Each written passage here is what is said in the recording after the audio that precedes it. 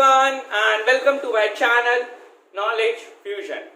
Last video में हमने अपनी 14 सीरीज के बारे में समझा था कि उसकी कोडिंग जावा में कैसे हो सकती है। आज हम एक बहुत ही डिफरेंट सीरीज पढ़ने वाले हैं। ये एक ऐसी सीरीज है जिसमें बच्चों को बहुत ज्यादा डाउट होता है और इस सीरीज के आने के चांसेस बोर्ड्स में भी ज्यादा होते हैं। तो पहले आप एक क्वेश्चन लिख लीजिए जो 10 बोर्ड्स और 8 और 9 के एग्जाम्स में आता है। Write a program to print the end terms of the Fibonacci series. काफी लोग इसे फिबोनाची प्रोनाउंस करते हैं, इसको बेसिकली फिबोनाची बोला जाता है, फिबोनाची सीरीज। तो आइए इसको समझते हैं कि इसकी कोडिंग जावा में कैसे होगी। ये सीरीज बेसिकली ऐसे नहीं आती, आपको सिर्फ यही टर्म लिखा हुआ आएगा, आपको सीरीज भी खुद याद करनी है और उसकी कोडिंग भी खुद याद करनी है। अब कैसे? सीरीज को याद करने का तरीका क्या है? पहला टर्म और दूसरा टर्म याद कीजिए, 0 और 1। ये सीरीज पहले आप ऑब्जर्व कर लीजिए क्या हो रहा है, फिर मैं आगे आपको इसका बताऊंगा। 0 + 1, इन दो पहले टर्म्स को हम ऐड करेंगे। सबसे पहले हमने 0 1 याद किया, आप 0 को ए में डालें और 1 को बी में स्टोर करा दें। अब कॉन्सेप्ट क्या होता है, हमें इन दोनों को ऐड करना होता है, a + b। अब वो क्या आउटपुट देगा? c, जो कि है 1। 0 + 1 1। अब हर एक वेरिएबल आगे शिफ्ट हो जाएगा। अब इस बार a 1 हो गया, b 1 हो गया। 1 + 1 gives output 2, 2 + 1 gives output 3, 3 + 2 gives output 5 और मैंने यहाँ 4 लिखा है, यानी कि ये फिबोनाची का टर्म नहीं है। ठीक है, तो 2 + 3 5, 3 + 5 8 and so on till and terms. जहां तक यूजर चाहे वो वैल्यू इनपुट करे वहां तक हम इस सीरीज को प्रिंट करा सकते हैं। ठीक है, तो अब इसको समझते हैं। मैंने हमेशा आपको बताया जावा की स्टार्टिंग हमेशा क्लास से की जाती है। क्लास को एक पर्टिकुलर नाम दिया जाता है जो आपके प्रोग्राम को डिफाइन करे, जो आपके प्रोग्राम को एक्सप्लेन करे। मैं सीरीज का क्वेश्चन कर रहा हूं तो मैंने क्लास को नाम दिया है सीरीज। आप इसे फिबोनाची सीरीज का नाम भी दे सकते हैं। उसके बाद मैंने लगा दिया कर्ली ब्रेस। कर्ली ब्रेस के बाद मैंने अपना मेन फंक्शन लगाया, that is the void main. ये क्या करता है? ये आपके पूरे प्रोग्राम की प्रोसेसिंग में आपकी हेल्प करता है, आपके पूरे प्रोग्राम को प्रोसेस करता है। उसके बाद मैंने वॉइड मेन के अंदर लिया है इंट एन। इंट एन क्या करता है? मुझे पता है कि मुझे ये सीरीज एन टर्म्स तक चलानी है, तो ये एन टर्म की वैल्यू कौन इनपुट करेगा? यूजर। तो यूजर जब वैल्यू इनपुट करे तो मैं इस एन में स्टोर कर सकूं कौन से डेटा टाइप का? इंटीजर डेटा टाइप का। इंटीजर वैल्यू यूजर इनपुट करे तो मैं इसमें स्टोर कर सकूं, इसलिए मैंने ये वेरिएबल लिया है इंट एन। उसके बाद मैंने लगा दिया कर्ली ब्रेस। कर्ली ब्रेस लगाने के बाद हमारा जो स्टेप 1 है, that is the syntax part, वो कंप्लीट हो चुका है। अब बारी आती है स्टेप 2 की। स्टेप 2 में हमें वो वेरिएबल्स लेने होते हैं जो हमारे प्रोग्राम को सॉल्व करने में हमारी हेल्प करते हैं। मैंने यहाँ पे 1 2 3 4 वेरिएबल्स लिए हैं। आई मैंने लिया है लूप चलाने के लिए, a = 0। a = 0 मैंने लिया है फिबोनाची सीरीज का फर्स्ट टर्म स्टोर करने के लिए और b = 1 सेकेंड टर्म स्टोर करने के लिए। आपको ये चीज याद रखनी है।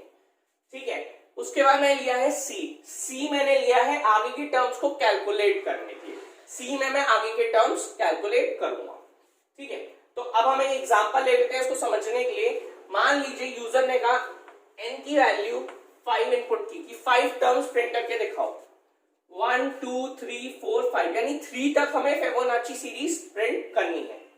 ठीक है, अब इसके बाद अब क्या करेंगे? n की वैल्यू हो गई 5। अब यहां पे मैं लिख देता हूं a = 0। ये डायरेक्ट में वैल्यूज लिख दे रहा हूं। b = 1। c की इनिशियल वैल्यू नहीं है हमारे पास, c कैलकुलेट करना। i की इनिशियल वैल्यू क्या है? 1। अब एक बात आपने नोटिस करी, चलो मैं आपको भी पहले प्रोग्राम सॉल्व करके बताता हूं, फिर देखते हैं। सबसे पहले system.out.print SOP। सबसे पहले आपने जब 2 टर्म स्टोर करा दिए तो इनको आप कैलकुलेट थोड़ी ना करेंगे, आप सीधा इनको प्रिंट करेंगे। तो क्या लिखा हुआ है? ए, क्या इन्वर्टेड कॉमास में है? नहीं, तो ए की वैल्यू प्रिंट हो जाएगी। ए की वैल्यू क्या है 0, तो ये हमारा आउटपुट आ गया। फॉर से यहां लिख देता हूं मैं 0, ठीक है। उसके बाद इन्वर्टेड कॉमास में क्या है, कॉमा, तो comma as it is print हो जाएगा, तो ये आ गया कॉमा। उसके बाद क्या है बी, क्या बी इन्वर्टेड कॉमास में है, नहीं, तो बी की भी वैल्यू प्रिंट हो जाएगी, क्या है 1। इतना करने के बाद आप नेक्स्ट स्टेप पे आ जाएंगे। अब आपने 2 टर्म्स प्रिंट करा दिए, अब आपको कितने टर्म्स प्रिंट कराने हैं, तो आप देखोगे कि 5 टर्म्स प्रिंट आते हैं जिसमें से 2 प्रिंट हो गए, तो 5 - 2 यानी हमारा जो लूप है वो 3 तक चलना चाहिए। तो ये तो आपके पास नंबर था 5, तो आपने कैलकुलेट कर लिया।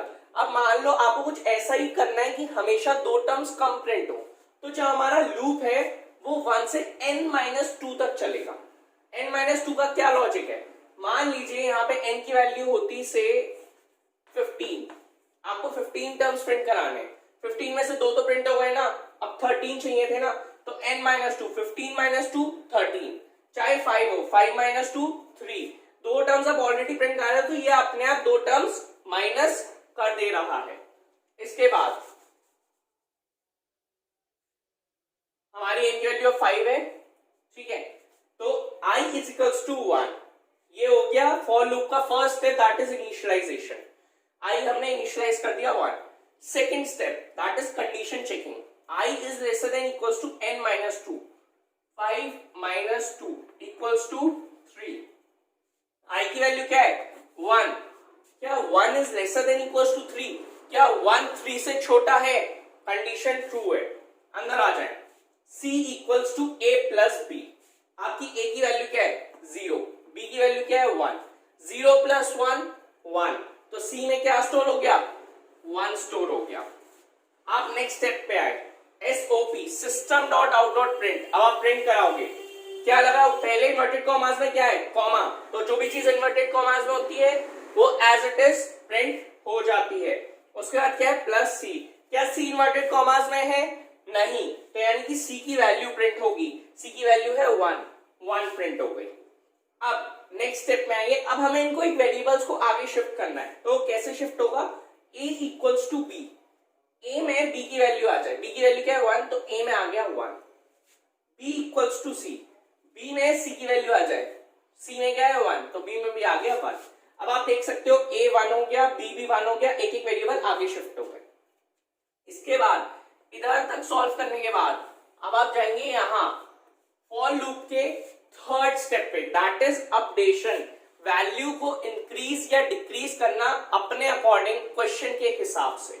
तो यहां पे मैंने लिखा है i++, तो i की वैल्यू 1 से इंक्रीज हो जाएगी, तो इस बार i की वैल्यू 1 से क्या हो गई 2। अब यहां से आप कंडीशन चेकिंग पे वापस आएंगे, आप कंडीशन दोबारा चेक करेंगे, क्या i is lesser than equal to 3, i की वैल्यू क्या है 2, क्या 2 3 से छोटा है, कंडीशन ट्रू है, कंडीशन ट्रू है, अंदर आएंगे c = a + b, a की वैल्यू क्या है 1, b की वैल्यू क्या है 1, 1 + 1 1 + 1 2, तो c की वैल्यू क्या हो गई, c की वैल्यू हो जाएगी 2। नेक्स्ट स्टेप में आए, SOP system dot out dot print comma, सबसे पहले कॉमा है, इन्वर्टेड कॉमास में कॉमा है तो कॉमा प्रिंट हो गया। उसके बाद c की वैल्यू प्रिंट हो गई, c की वैल्यू क्या है 2, तो हमने 2 प्रिंट कर दिया। इसके बाद फिर से वही, अब एक एक वेरिएबल और आगे शिफ्ट होगा, a = b, अब इस बार a में क्या आ जाएगा 1 आ जाएगी, b की वैल्यू 1 है। फिर है b = c, तो b में क्या आ जाएगा, c में क्या है 2, तो b में 2 आ जाएगा। इसके बाद अब वापस ऊपर जाएंगे अपडेशन पे, i++, i की वैल्यू क्या हो जाएगी 2 से 1 इंक्रीज होके 3 हो जाएगी। कंडीशन चेक करें, 3 is lesser than 3, condition false, क्या 3 is equal to 3, हाँ 3 is equal to 3, condition true है। तो दोनों में से कोई भी एक चीज वैलिड होनी चाहिए, 3 = 3 कंडीशन ट्रू है, तो हम अंदर आ जाएंगे, c = a + b, a की वैल्यू 1 है, b की वैल्यू 2, 1 + 2 3, तो c में क्या स्टोर हो जाएगा, c में 3 स्टोर हो जाएगा। नेक्स्ट स्टेप में आ गए, SOP सिस्टम डॉट प्रिंट, पहले कॉमा प्रिंट कर दिया, उसके बाद सी की वैल्यू क्या है 3 प्रिंट हो गई। नेक्स्ट स्टेप में आएंगे a इक्वल्स टू बी। अब b की जो वैल्यू है वो a में आ जाए, b की वैल्यू 2 है तो a में आ गया 2। नेक्स्ट स्टेप है b equals to c, c की जो वैल्यू है वो b में आ जाए, c में कितना है 3 तो b में भी कितना आ गया 3। यहां से हम अब वापस ऊपर जाएंगे i प्लस प्लस, i की वैल्यू फिर से 1 से इंक्रीज होगी, ये 3 कट के 4 हो गई i की वैल्यू। अब आप कंडीशन चेक करेंगे 4 is lesser than equals to 3, क्या 4 3 के इक्वल है? नहीं। क्या 4 3 से छोटा है? नहीं। तो यहाँ पे कंडीशन हो गई फॉल्स, तो आप सीधा लूप के बाहर आ जाओगे और बाहर आके देखोगे आपको क्वेश्चन कंप्लीट हो चुका है। आपको जो 5 टर्म्स चाहिए थे वो सब प्रिंट हो गए 0 1 1 2 3। तो इस सीरीज में कुछ चीजें आपको ध्यान रखनी है। सबसे पहले आपको स्टार्टिंग में 2 टर्म्स ध्यान रखने हैं, उनको स्टार्टिंग में ही प्रिंट करा देना है। जब आपने 2 टर्म्स प्रिंट करा दिए हैं तो जितने टर्म्स आपको प्रिंट कराने हैं उसमें से आप वो 2 टर्म्स माइनस कर देंगे, इसलिए मैंने लूप चलाया n-2 तक। और हर बार जब नया टर्म कैलकुलेट करेंगे तो आप वैल्यूज को चेंज करना नहीं भूलेंगे, हमेशा वेरिएबल्स को आगे शिफ्ट करते चले जाएंगे, a इक्वल्स टू b और b इक्वल्स टू c। और इस ड्राई रन की वर्किंग को ध्यान से समझिए तो प्रोग्राम बिल्कुल क्लियर हो जाएगा। आई होप कि आपको ये वीडियो पसंद आई होगी, आपको ये वीडियो क्लियर हो गई होगी कि फिबोनाची सीरीज कैसे सॉल्व की जाती है। इस वीडियो को लाइक करिए, शेयर करिए और चैनल को सब्सक्राइब करना ना भूलिए। और एक इंपॉर्टेंट बात, आपको कोई भी कैसा भी डाउट है या कोई भी क्वेरी है तो आप मुझे कांटेक्ट कर सकते हैं। मेरी मेल आईडी, मेरा कांटेक्ट नंबर और मेरी इंस्टाग्राम आईडी डिस्क्रिप्शन बॉक्स में अवेलेबल है। Have a good day.